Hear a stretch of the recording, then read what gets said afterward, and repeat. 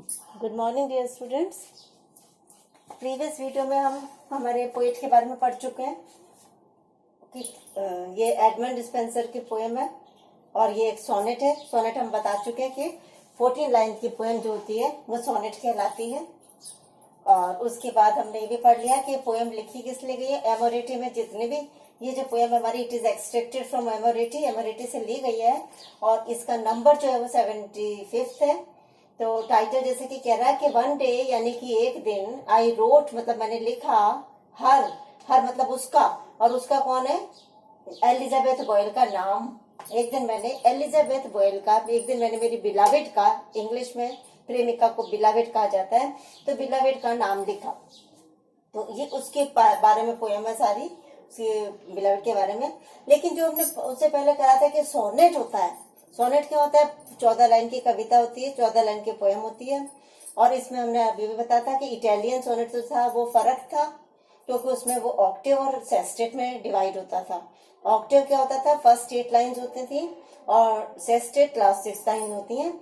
और जो मिल्टन का हमारे पोएट का सोनेट है वो उसी पैटर्न पर है, इटालियन सोनेट पर। लेकिन शेक्सपियर का और स्पेंसर का सोनेट थोड़ा थोड़ा एक जैसा है, थोड़ा सा उसमें चेंज है और वो राइम स्कीम में चेंज है। अब राइम बाकी तो क्या है कि इनके 4 लाइन पर 3 स्टेंजा आएंगे, जिसका कि मैंने प्रीवियस वीडियो में भी बताया था क्वार्टरेन बोलते हैं।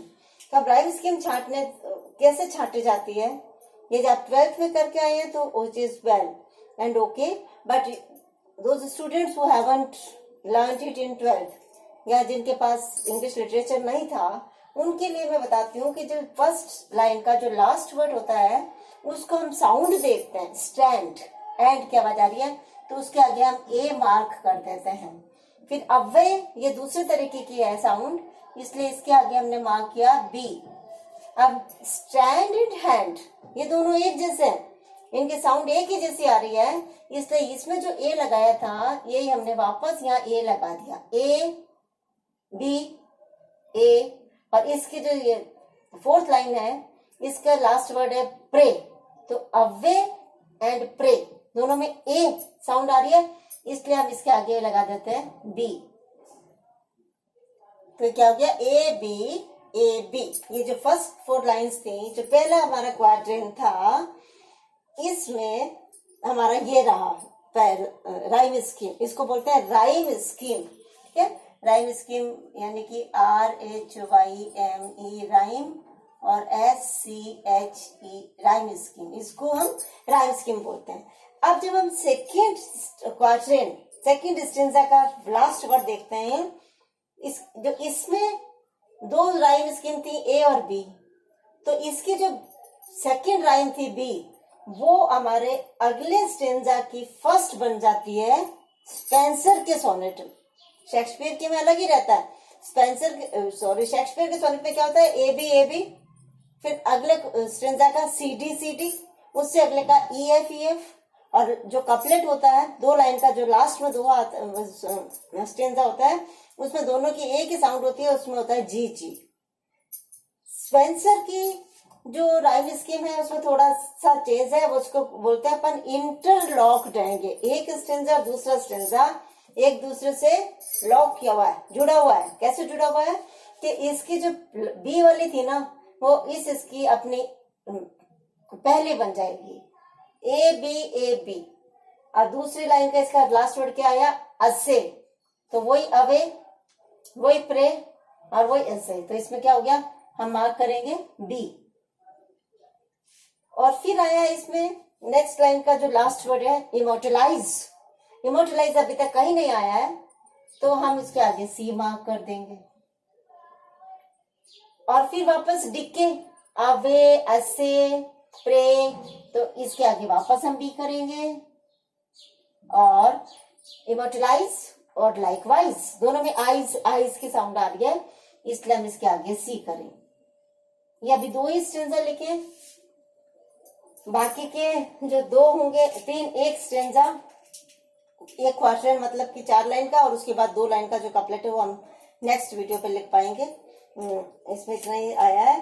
तो इस प्रकार से मैं सोचती हूँ कि आपको राइम स्कीम छांटने आ गई होगी कि इसकी जो होगी स्पेंसर की, उसमें आगे भी ऐसी चलेगी ए बी ए बी, फिर बी सी बी सी, फिर सी डी सी डी, फिर ई ई, ये ई पे ही क्लोज हो जाएगी, ई पर ही खत्म हो जाएगी।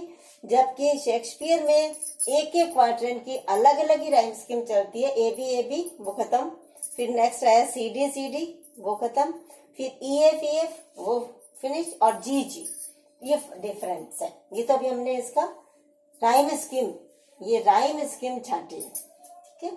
और इसको बोलते हैं इंटरलॉक्ड, क्योंकि इसकी जो सेकंड वाली राइम स्कीम होती है वो इस स्टेंजा की फर्स्ट बन जाती है, फिर इसकी जो सेकंड होगी वो अगले की फर्स्ट बन जाएगी। इस प्रकार से इंटरलॉक्ड राइम स्कीम स्पेंसर ने इनोवेट किया।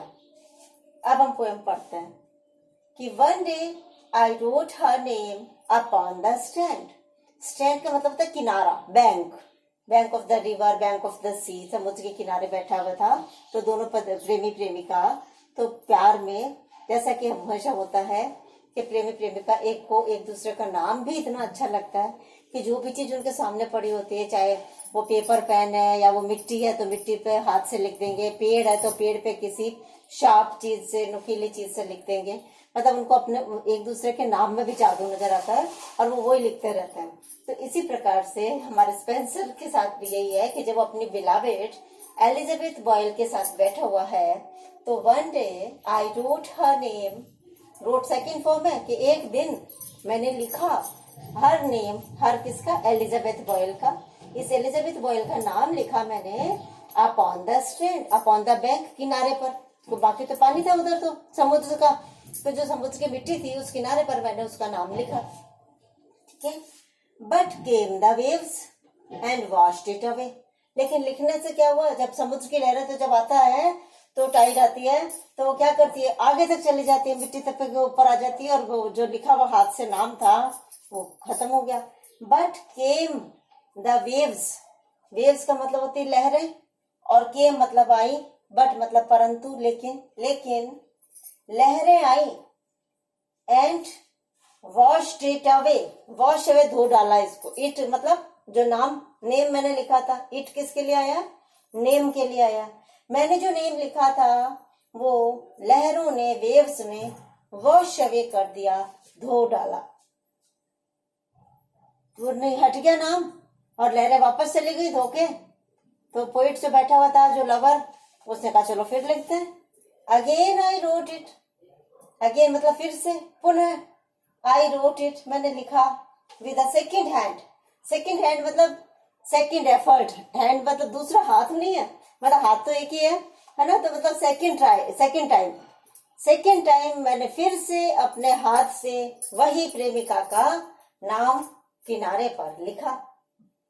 वापस वही, बट केम द टाइड, यहाँ पे उसने वेव्स कह दिया, यहाँ पे टाइड कह दिया, दोनों का मतलब लहरें ही है जो वहां से आती है। बट केम द टाइड, लेकिन फिर से लहर आई